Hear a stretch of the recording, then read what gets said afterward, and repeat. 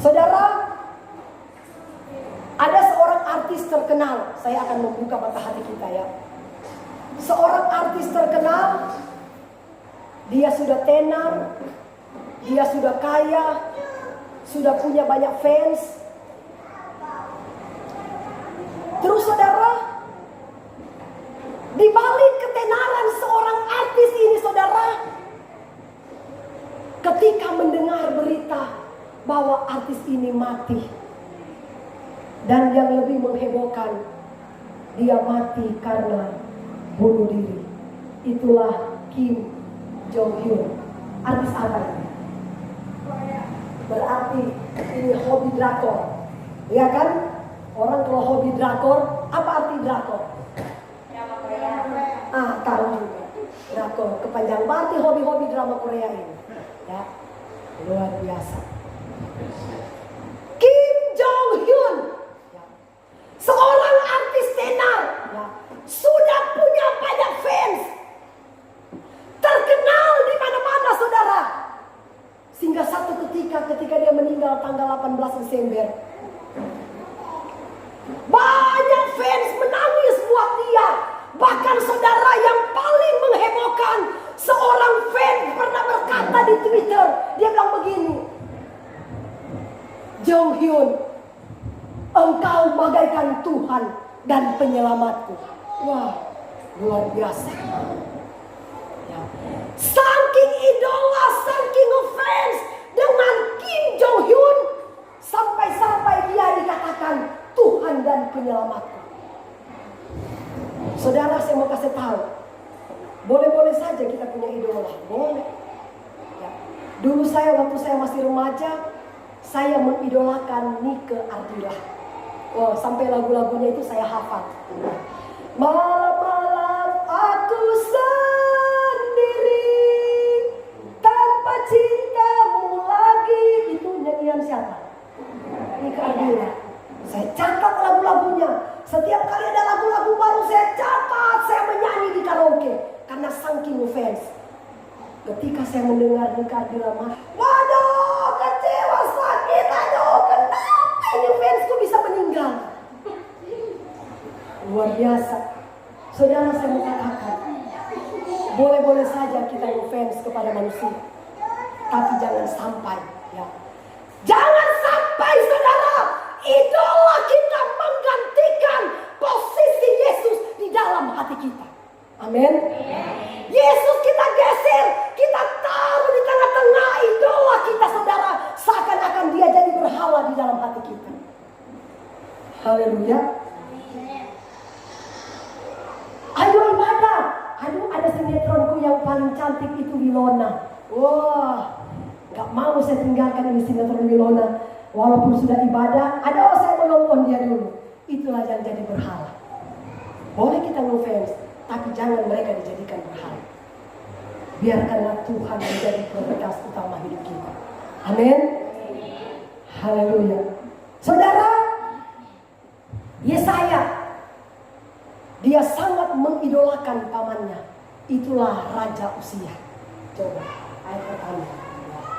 Dalam tahun matinya Raja Uzia, aku melihat Tuhan duduk di atas takhta yang tinggi dan menjulang, dan ujung jubahnya memenuhi bait suci.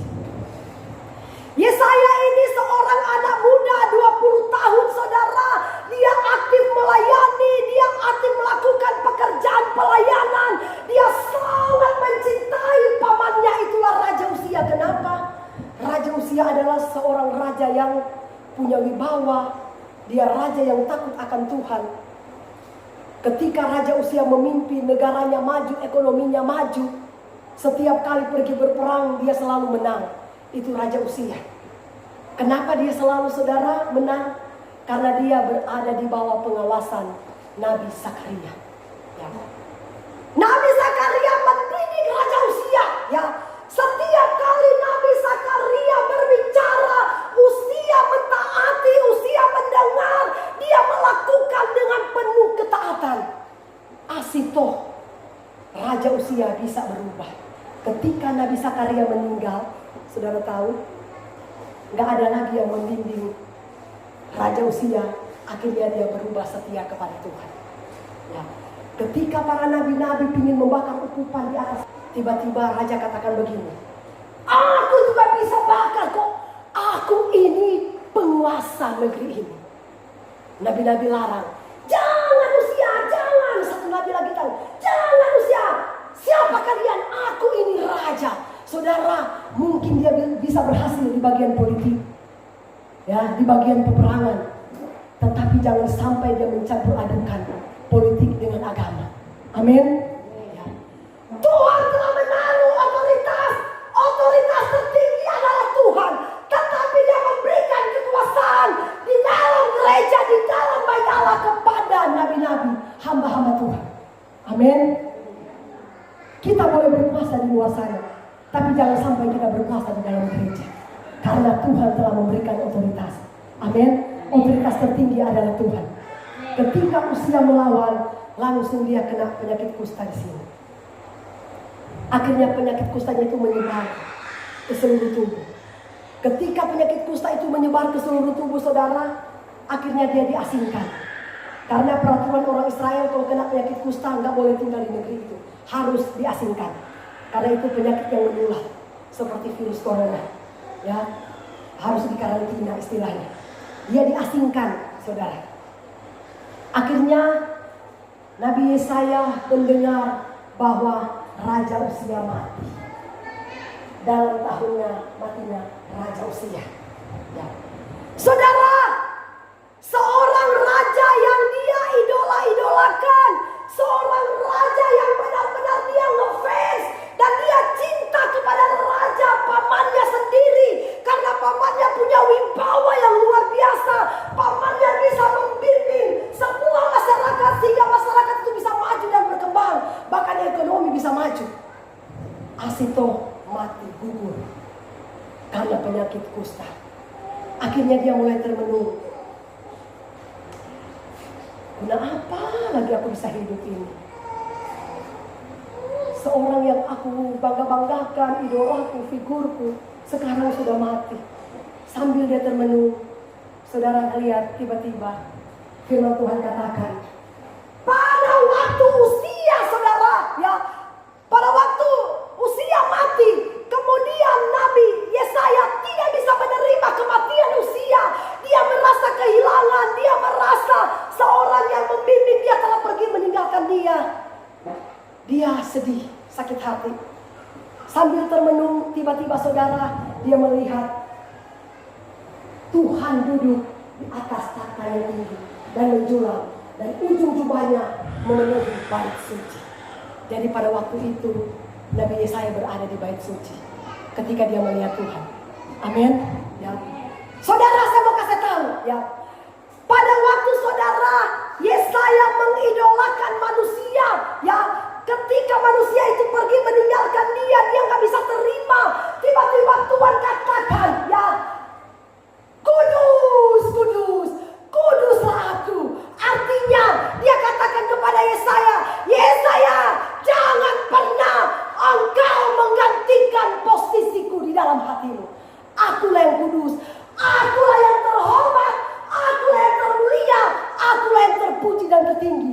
Hanya akulah yang layak engkau sembah, bukan manusia yang harus kita idolakan.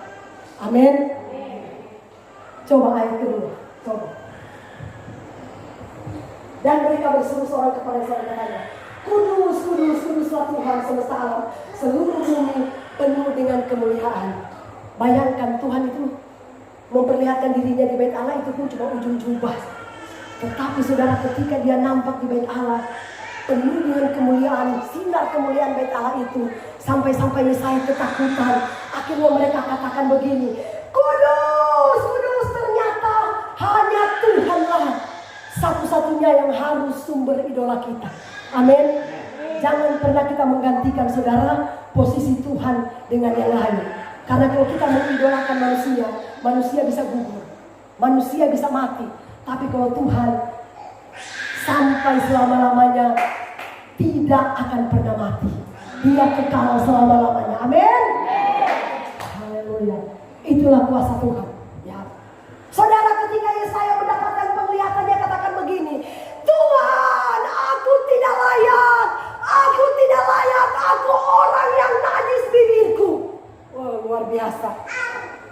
aku tidak layak.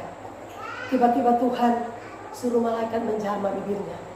Akhirnya dia katakan, engkau sekarang sudah kudus. Siapakah yang akan kuutus? Langsung gak serta-merta dia bilang, ini aku Tuhan, utuslah aku. Haleluya. Saudara mau melayani Tuhan?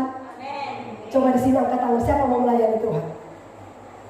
Layanilah Tuhan, saudara. Mungkin saudara melayani nggak datang khotbah di sini, tetapi saudara menjadi saksi di luar sana. Mari kita bersaksi buat Tuhan Yesus. Biarlah Tuhan Yesus itu selalu ada dalam hati kita. Jangan pernah pekerjaan menjadi berhala kita.